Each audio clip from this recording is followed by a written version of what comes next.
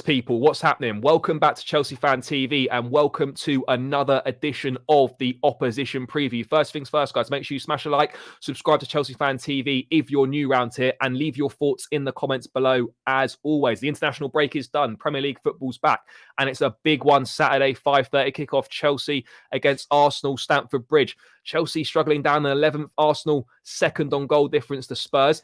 Should be a convincing win for Arsenal with the things that I've been seeing on Twitter this week and the way fans have been moving. But, we know football's never won on paper. We could spring a surprise. But to get the lowdown on Arsenal, talk all things of the game, Babs, thank you for coming, bro. Greatly appreciated. Welcome to the channel. It's a bit of a turn in fortunes for Arsenal in terms of heading into a Chelsea game as kind of clear favourites. It's not always been the case with the Drogba years, the Hazard years. Mate, it must be a nice feeling to head into this game knowing you're the overwhelming favourites for it. It's about time. It's about time. He's right. We've had some really bad years, and growing up in school and stuff, it was difficult with Chelsea fans. But now, I think those fans are a bit lucky that we're not in school anymore, because I would have had a lot of fun.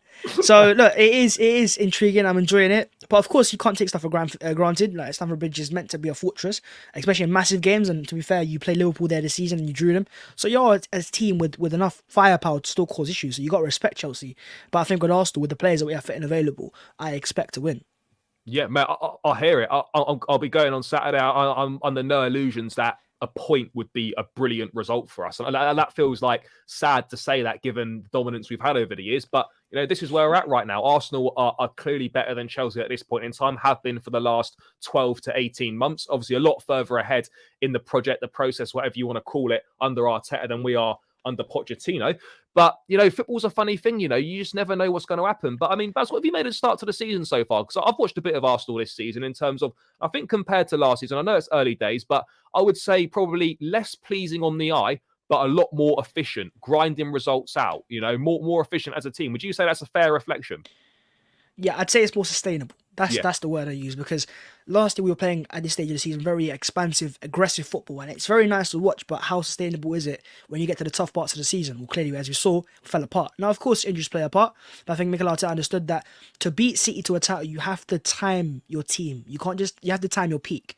And I also want to peak in the real parts of the season rather than getting 50 points in the first half of the season and then collapsing in the second because it's not sustainable. So you're right, it's more efficient, more effective, not as pleasing to the eye. But for me, now we've got our first team available, especially midfield. You've got the whole Rice, Partey and Odegaard midfield available for Chelsea.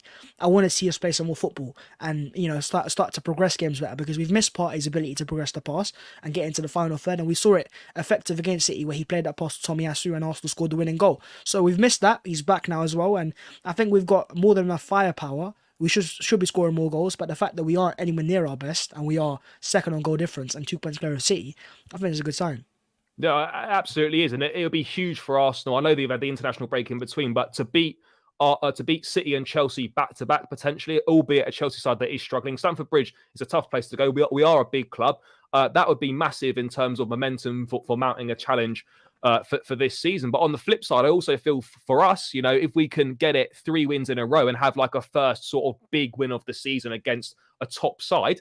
Obviously, we had Liverpool first day of the season, but there's no form there. And, we did dominate that game second half, but a draw was probably a fair result. If we could get a big win, that would also breathe massive confidence into our season and be a potential changer to how things might look. But, I mean, I want to talk about Kai Havertz, mate. I know you must be sick of it. He's probably the most scrutinised player. He's returning to Stamford Bridge. It's 8 games now, probably a few more given Champions League, etc., etc. But what have you made of the start to him? Because this is obviously a big move in the summer, which I don't think anyone was really expecting, Chelsea or Arsenal fans or football fans in general. Arteta clearly sees something in him, kind of signs to play in that 8 role. I actually think your best midfield is probably Partey, Rice and Odegaard. I think it's got more balance there. I'm not saying that Havertz can't play a role. You saw him come off the bench against City and set up the winner. There is a role for him to play. But, I mean, what have you made of his start so far? Because, I mean, rightly or wrongly, he's one of the most scrutinised players. Did you expect more from him? Or are you kind of happy with what he's contributed so far? I think misused is the word. I don't think we've used him correctly, but you have to also understand that we've played him in a role where Rice, obviously with Partey injured, has to play as a 6. So you can't have that midfield three of Rice, Partey, Odegaard, and therefore there's a space open up on the left-hand side. And maybe Arteta's gone, let's try Havertz there, see if he can work there, and if he can't work then of course you've got that up front role, and maybe on the right-hand side. I think to get the best out of Havertz, you have to get him into areas he's comfortable and adapted to, and that for me is more on the right hand side, which you can't really do when you've got Odegaard in that position, and of course up front you've got Gabriel Jesus. I think the Havertz's role for now will be as a striker. It will be off the bench, maybe as an option to go long to, or in some games where you want to start off going long, you can play him up front and have a Jesus out wide or Saka out wide. So Havertz gives us versatility, variety for sure, but I think as a left number 8, it has to be a far more gradual process. That's why I'm not going to go into the player, because I realise he's playing in a role he's never played before, and it's also a very difficult role to understand. But I think long term it will make sense, because I think what you'll see is Odegaard start to drop off deeper, become that Xhaka type of player who builds the play up, gets the ball forwards, and then when Rice is given more responsibility as a number 6, then Havertz can be almost our secondary striker behind the striker, almost getting into the box and doing what he did best at Leverkusen, arriving late into the box, scoring those goals, those rebounds, those, those, not say tap-ins, but edge of the box goals. That's where he's at his best. And I think at Arsenal, he's not been allowed to do that so far this year, because we're still learning. How can you have Odegaard and Havertz work together? Who plays deeper? And I think confidence is a massive factor as well. We're seeing Havertz think too much sometimes, but when he plays up front, it's all instinctive. So there's a player there.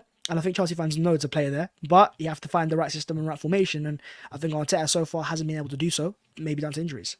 Yeah, no, look, I hear it. I think from a Chelsea fan perspective on Havertz, like, you want to see what he was doing at Leverkusen, drifting off that right hand side, little bit in that number 10 role, scoring goals, setting goals up.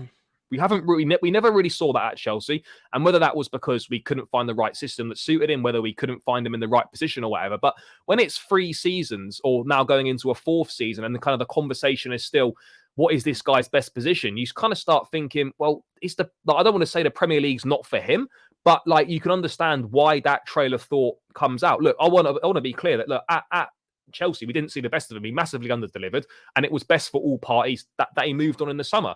But there is technical ability there. There is a player there, but there's only so long you can keep saying that for, when it's now a fourth season in the Premier League, and those conversations are still happening. I think for Arteta, this is massive, whether this signing works out or it doesn't work out, because this was his guy. He wanted him. It was big money for him, and the onus is on him to get it to work. So I think this will be one of the ones that Arteta will live or die by the sword on it, and that's the way it should be in football. Arteta's done well at Arsenal. You back the manager with the signings, but it's now up to him. He needs to get this to work. Otherwise, the pressure starts coming on him. But I wouldn't even expect, if Partey's fit, I wouldn't expect Havertz to even start this game. Yeah, but mate, you never know. Off the bench, second half, need a goal. Off the bench, he scores. And would you reckon if he scored against Chelsea, would he celebrate, or would he be respectful? I don't know, because your fans, some of your fans loved him, but some of your fans didn't love him. So no, I think, look, it's kind of a weird thing, because he scored the winning goal in a Champions League final. He's always going to be etched into Chelsea's history books for that goal. But at the same time, like, for me, I'm hearing like people saying they're going to boo him. I'm like, look, he left. He was professional at Chelsea. He never made a fuss. He left on a deal that was fantastic for all parties involved. And for me, I'm not going to stand there applauding him, but I'm certainly not going to boo him, because he's not done anything to deserve that other than go and join Arsenal. But you wanted him out anyway. So, like, do you know what I mean? Like, that doesn't make sense to me. But football fans are strange. Like, of course there'll be people that boo him. It's guaranteed. But I think the vast majority will just be a muted, reception. But if he scores a goal, it depends how important the goal is. If it's like a last minute winner or something, then for sure, like, it's hard to contain that. And I wouldn't hold that against him, because like, you can't imagine the emotions you go through as a player like that. But another thing I wanted to touch on briefly, get your thoughts on, what have you made of Arteta's decision to replace Ramsdale as a number 1 with David Raya? Obviously, Ramsdale started the season, Raya come in.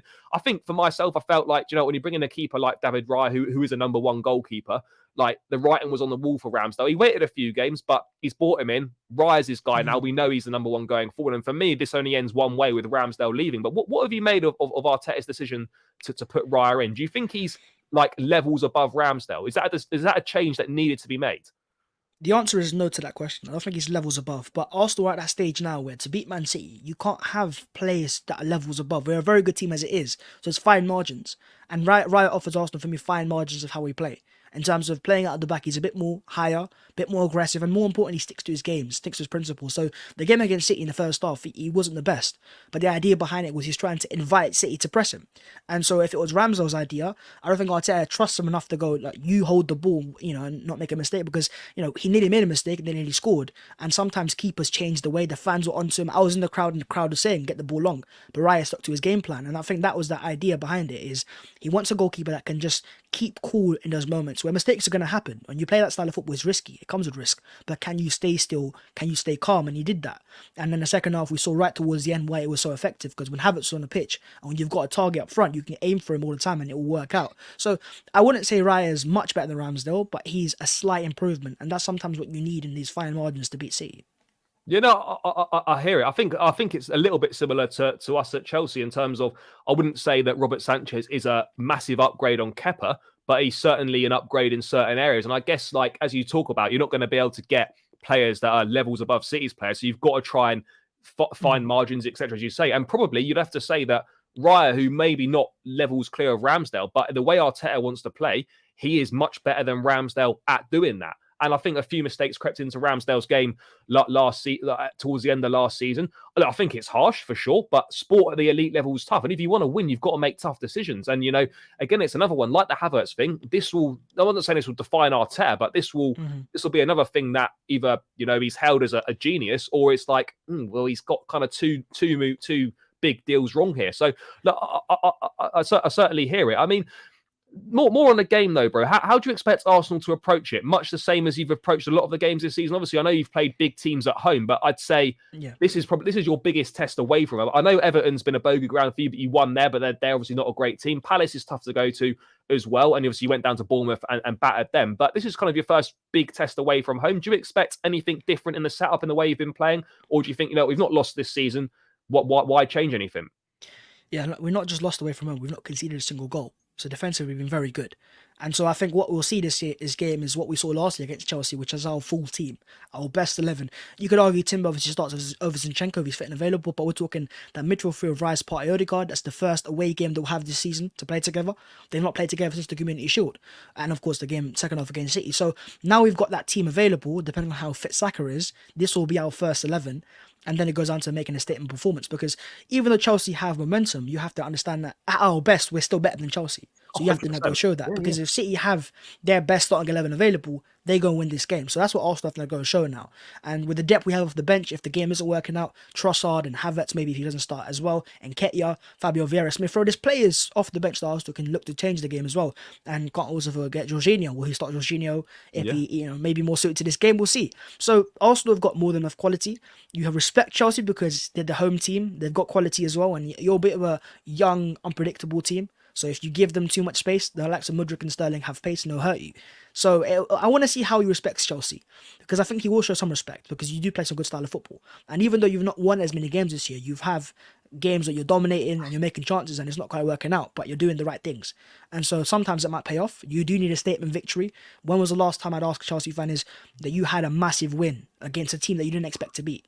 Bro, we do you know what? We haven't beaten a traditional top six side since for over 600 days. The last time we beat a traditional top six side was when we won at the Emirates when Reece James and Lukaku scored. We haven't beaten a top six side, home or away, since then. So this is massive for us. But one thing that I want to say about Arsenal though, bro, how big was it for you that you were able to beat Man City without Bukayo Saka? Because obviously, he's your star boy. He's vital to the team. But is that not really big in terms of that you've proven that you can win without him? And I'm not saying that if he's fit, he doesn't play.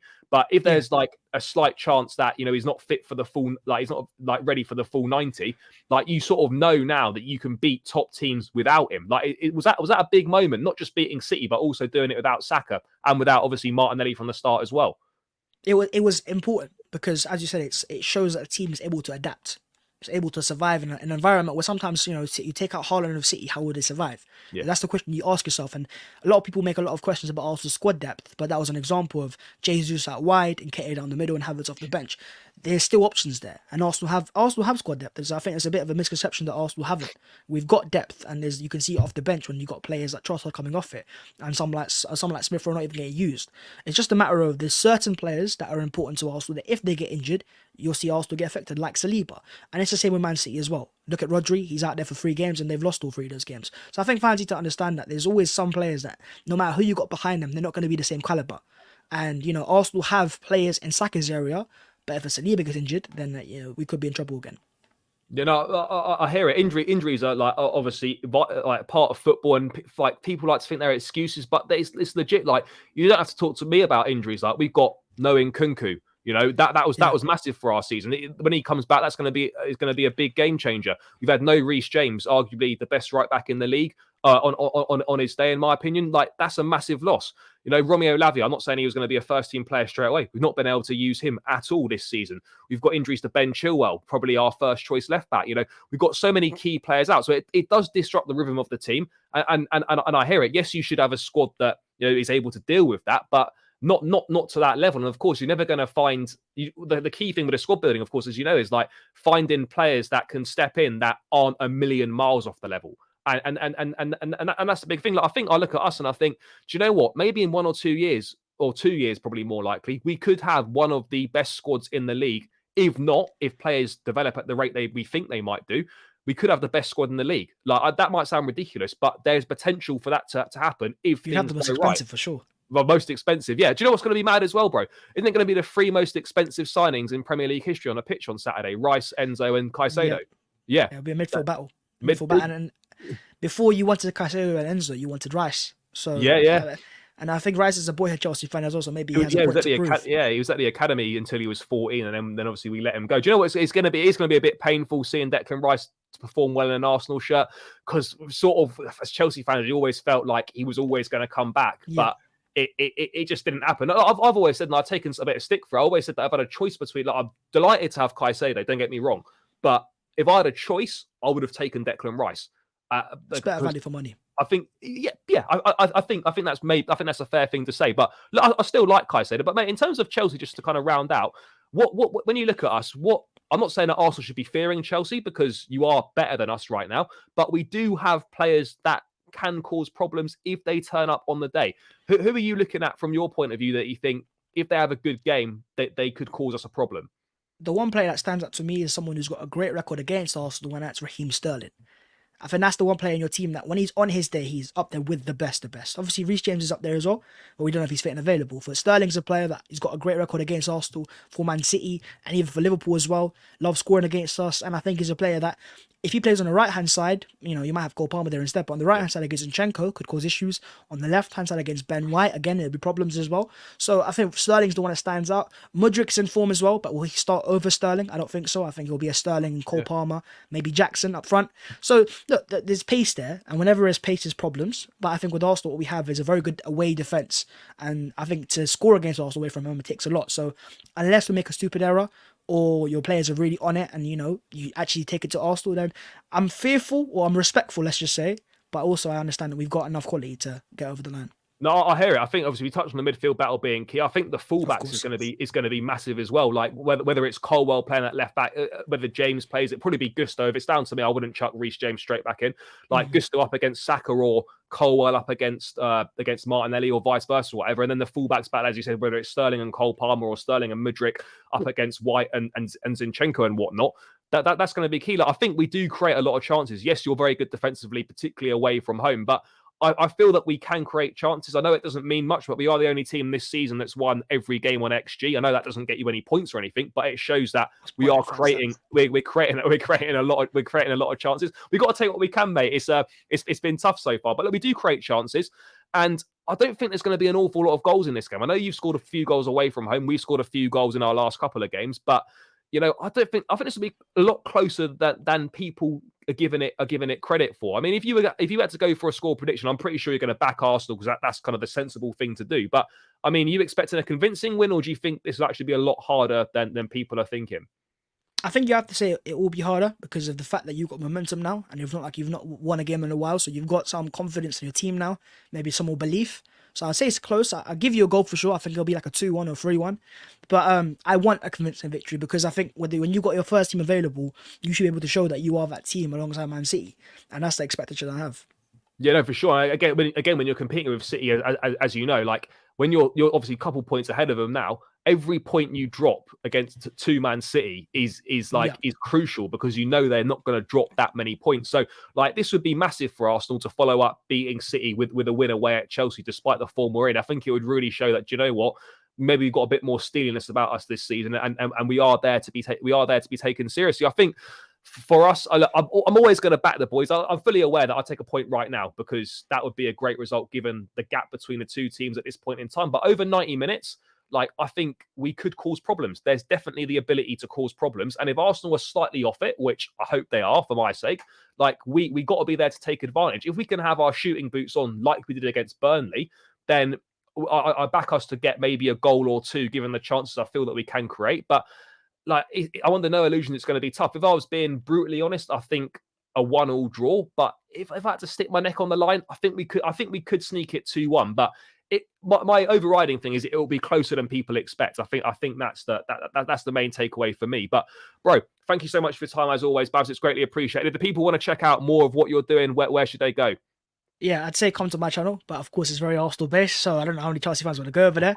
And likewise on Twitter as well, it's very Arsenal based. But yes, Babs 14 across all social media platforms. Yeah, guys, make sure you go and show Bav some love. Great content on there. Yes, it is Arsenal. What we got to support the people. So go and show Bav some love. It will be tagged in the title, guys. Nice and simple. Click on it. Go and support him.